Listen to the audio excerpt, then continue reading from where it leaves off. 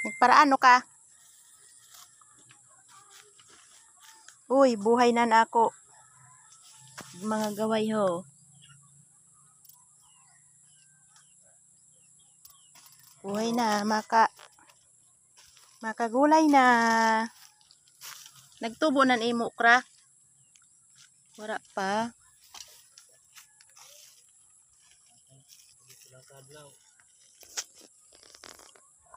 Nagtatanom siya okra. Tighan doon ang mga kuan, basura.